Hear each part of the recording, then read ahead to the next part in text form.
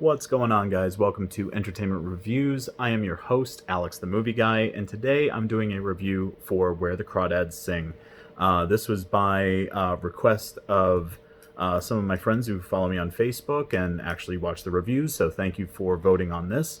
I'm going to start off with the total score of this movie and tell you right off the bat, I'm giving it a 4. I'm going to break it down right now with all of the points here.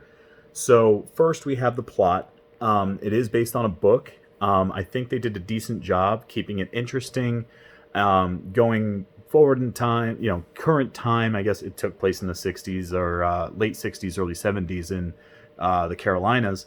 And they do a decent job going back in time and setting up the plot line of, how the character got to the point of being on trial for the murder of the local town's golden boy.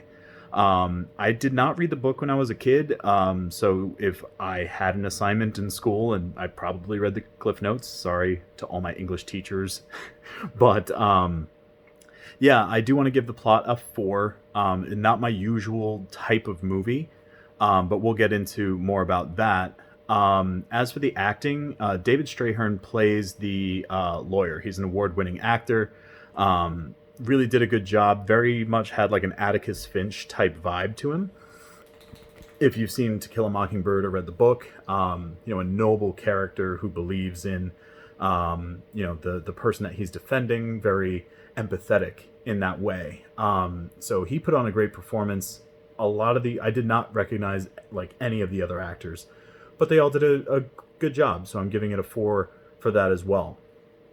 As for the cinematography, they actually did a really good job in general.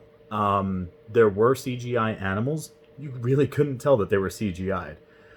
So they really did a good job in making that believable, but it takes place in a swamp. It was a little washed to be a swamp, and she looked a little prim and proper to actually be someone who lives in a swamp. So I am going to give that a 4 as well for the cinematography. Entertainment value, like I said, not my usual genre.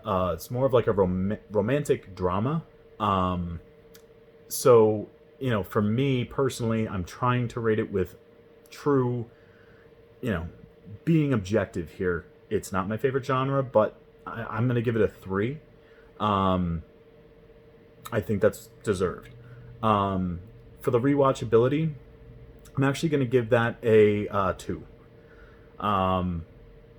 Yeah, I would definitely say I don't need to see it again. It's very straightforward. It had a great twist at the end, which if you read the book, I guess probably wasn't much of a twist, but yeah, if one of my friends wanted to watch it, I'd be willing to, but I definitely don't need to see it again. I don't need to get the DVD or see the special features, making of, any of that stuff.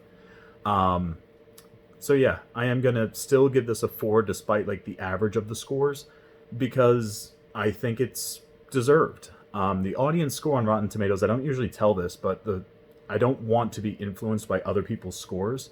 The critics really were hard on this movie. They got like a 30-something %, but the audience score was like 91%. And I do lean more towards agreeing with the audience on this one. So if this is your type of genre, I do recommend you see it. It was well done. I would say 2 hours well spent. So thank you very much for voting. I'm going to post again next week about what movie you'd like to see me do a review for next. And don't forget to like and subscribe, leave a comment if you also have a recommendation for a movie for me to review. And we'll see you next time.